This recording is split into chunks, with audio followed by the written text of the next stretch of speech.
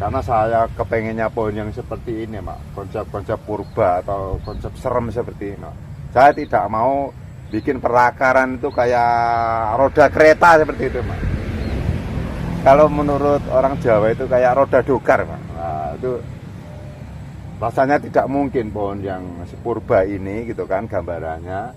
Nah, terus menurut saya itu kurang tertantang, Mak.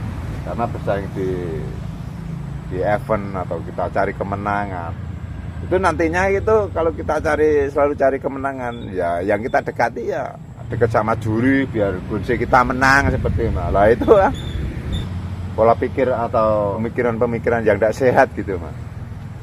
Makanya kita harus bersaing itu menurut saya itu dengan bocah-bocah asing seperti itu. Tidak perlu sama teman sendiri atau sedaerah atau tetangga-tetangga daerah. Mutlak menurut saya itu kalau kita bodoh itu bodoh bareng. Makanya kita berteman itu ya harus kita ajak ngopi bareng gitu, Mak. Ngobrolin seni gitu, Mak. Tidak ngobrolin orang lain, Mak. Nah, gimana caranya kita diskusi itu meningkatkan pola pikir kita.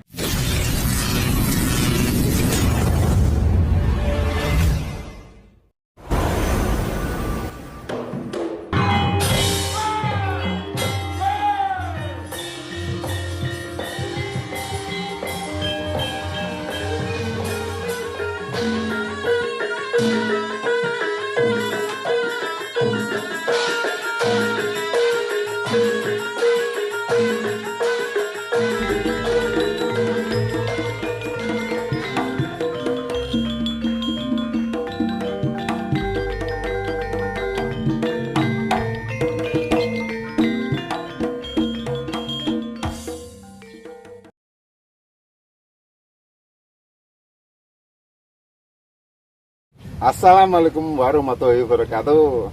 Salam jumpa lagi teman bersama Norken yang Bertikah. Salam sejahtera semuanya. Semoga teman-teman dan pemirsa semua dimanapun Anda berada selalu diberi kesehatan teman-teman dan selalu ganteng dan ceria teman-teman. Oke? Sampai detik ini masih nongkrong di kebun sendiri teman-teman. Nah, kita main purba-purbaan lagi nih teman-teman. Nah, kita pengen mengonsep suatu pohon yang transformasi teman-teman, seperti pohon purba itu kan, yang benar-benar punya kehidupan lama betul. Nah, pohon ini nanti kita bikin transformasi seperti pohon yang sudah lama hidup dan dia tumbuh kembali seperti pohon-pohon yang benar-benar punya gambaran transformasi tentang kepurbaannya teman-teman. Nah, satu persatu nanti kita tonjolkan gitu kan seperti kehidupan baru gitu teman-teman, tapi nantinya kita bikin juga seperti gambaran yang teman-teman sering lihat gitu.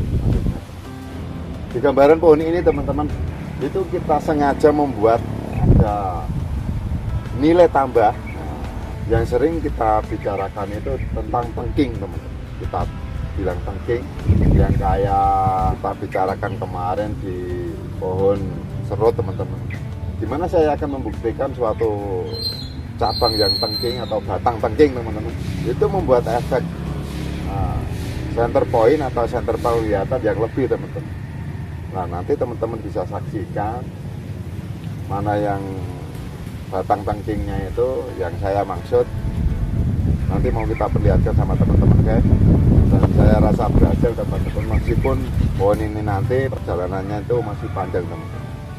Nah, lumayan berhasil gitu kan.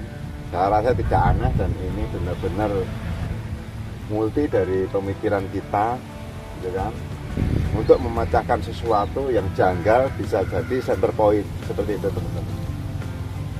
Oke, kita lanjut pekerjaan teman-teman. Tidak sabar rasanya pengen mengorat-aritkan ini pohon ini gitu. Puasnya kita di sini teman-teman untuk pegang pohon sendiri gitu kan, untuk mempelampiaskan kemauan atau imajinasi teman-teman. Oke, lanjut kerja. Saksikan terus di channel Norken yang Bertikah. Oke.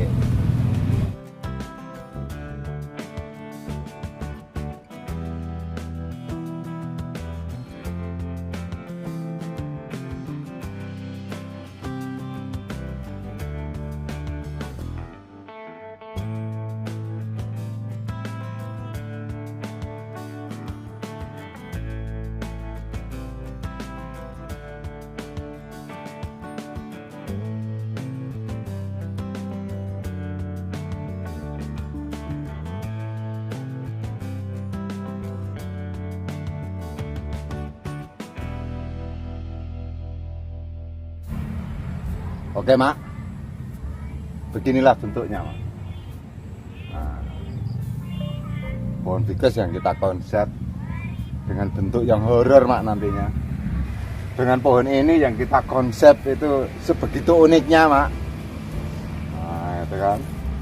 Nah ininya dulu itu akar yang ke bawah sini Mak. Nah, setelah itu kita angkat gitu Mak. Nah, kita tempelin pohon yang lain Mak. Akhirnya terjadi seperti ini Mak. Wah ini konsepnya sangat lama Mak. Dan kita bikin tangking seperti ini Mak. Ini yang saya bilang Mak, kita bikin seperti ini kita sengaja Mak gitu. Kita bikin tangking begitu kan, kita sengaja biar keunikan atau nilai tambah itu terlihat Mak. Nah, ini menurut saya itu keunikan atau center point bisa Mak. Contohnya seperti ini Mak.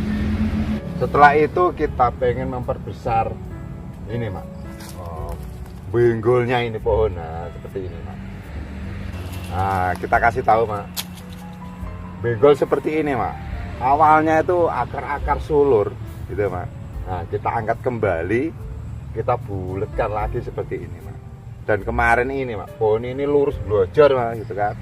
Nah kita gergaji gitu Mak, kita gergaji separohnya gitu Mak. Lah kita tarik ke depan ini Mak, kita tarik ke depan sini Mak. Tuh. Jadi seperti ini. Dan jangan lupa kita nekuk barang seperti ini Mak, kita kasih pagar dulu Mak. Nah, ibaratnya skor atau penguat gitu Mak, biar ini tidak jatuh Mak. Nah, awalnya sih kuat, cuman ini kemarin kita gaji separuh, kita tarik untuk bikin flow-nya atau belengkoknya Mak. Nah, terjadi seperti ini Mak, gitu kan.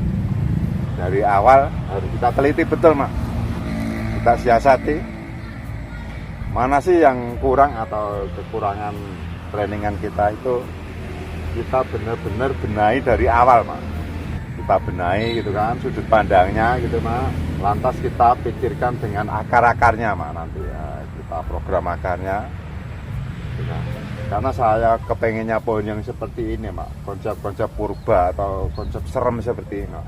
Saya tidak mau bikin perakaran itu kayak roda kereta seperti itu.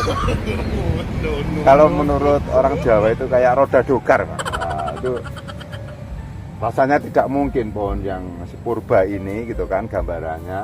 Nah, terus kita kasih akar formal yang kayak apa itu kayak roda kereta seperti itu. Nah itu saya rasa tidak pantas. Apalagi roda traktor malah itu sangat tidak pantas lagi. Nah, kita bikin akar yang bentuknya agak ngacak Mak. Bentuk-bentuk kayak tidak disengaja, kayak tidak dibuat-buat seperti itu loh Mak. Karena ini nantinya konsepnya itu kayak model kita berangan-angan jauh tentang surrealis gitu Mak. Gitu kan. Kalau selain surrealis ya kita buat sebagaimana pohon itu kayak transformasi gitu Mak, punya cerita hidup yang panjang, yang sangat lama gitu Mak. Terjadi pohon-pohon krowak-krowak seperti ini Mak. Benggol-benggol itu nantinya kan. Nah, makanya dulunya ini kita buat cabang, kita potong ini Mak. Potong tidak harus mepet Mak. Nah, akhirnya kita bantu alat-alat jin Mak. Nah, untuk membuat tekstur krowak-krowaknya atau tumor-tumornya seperti itu.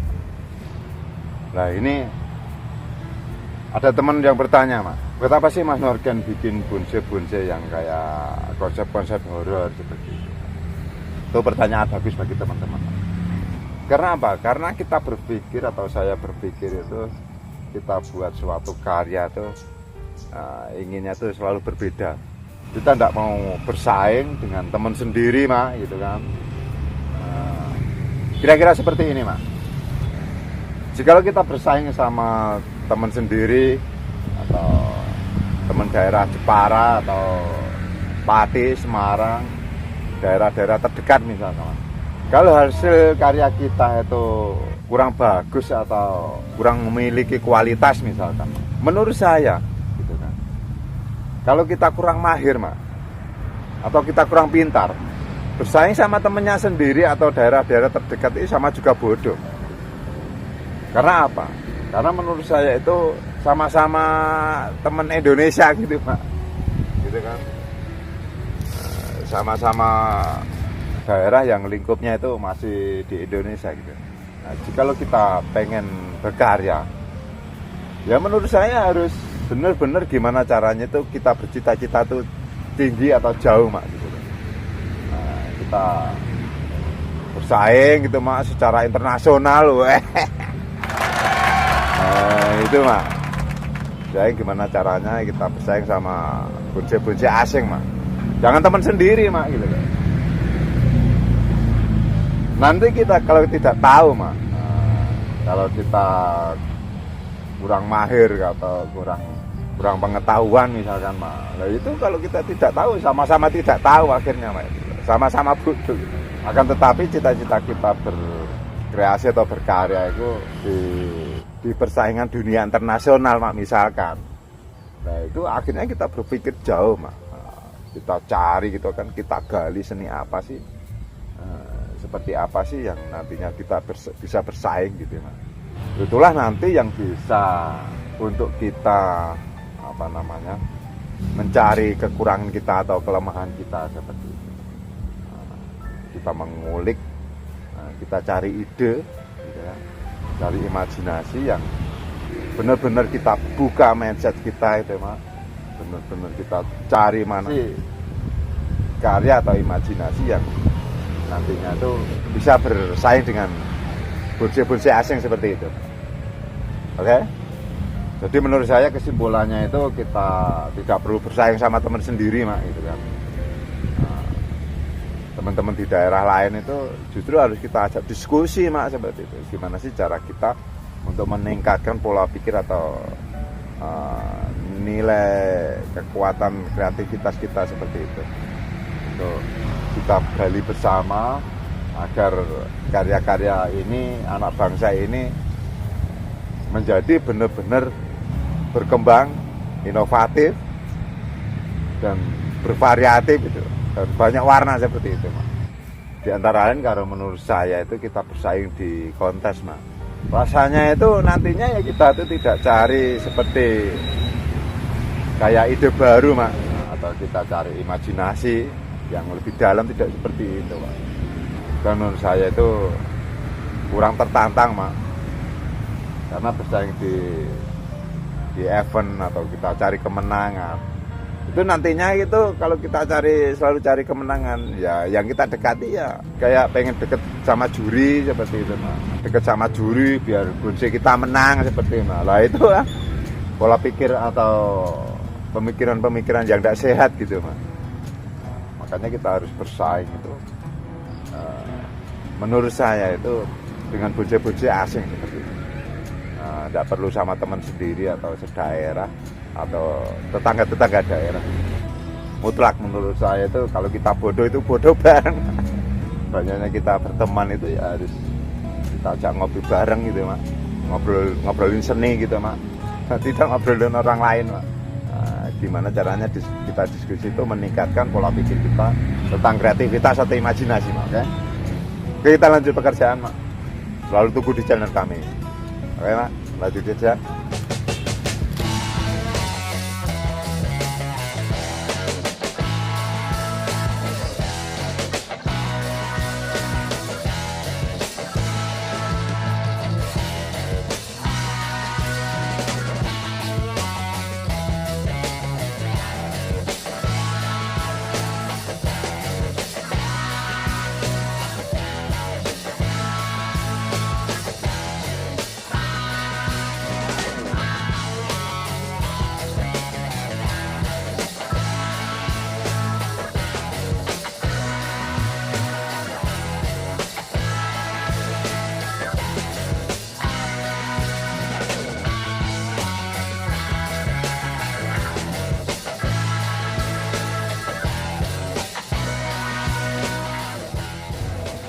Oke Mak, nah seperti ini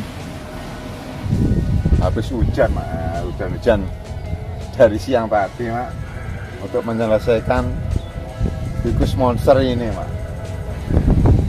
Perjalanan masih panjang mak, masih pengelosan butuh beberapa tahun lagi gitu kan. Nantinya gimana caranya untuk mempercepat pemindahan ke pot gitu mak. Nanti kita pikirkan potnya yang sesuai mak, nah gitu. Dan gimana sajian nanti biar betul-betul mengesankan mak. Nah itu harus kita pikirkan potnya gitu mak, yang benar-benar sesuai dengan paduan tanpa kepurbaannya seperti itu. Nah, seperti ini mas. Ini percabangan mak. Nah, jadi trubus-trubusan kecil bisa kita gabungkan mak. Nah, ini gabungannya ada dua, berapa titik mak. Oke, seperti itu dulu pak. Tunggu sesi-sesi berikutnya. Kita tutup dulu. Wassalamualaikum warahmatullahi wabarakatuh. Salam seni bonsai Indonesia. Yes.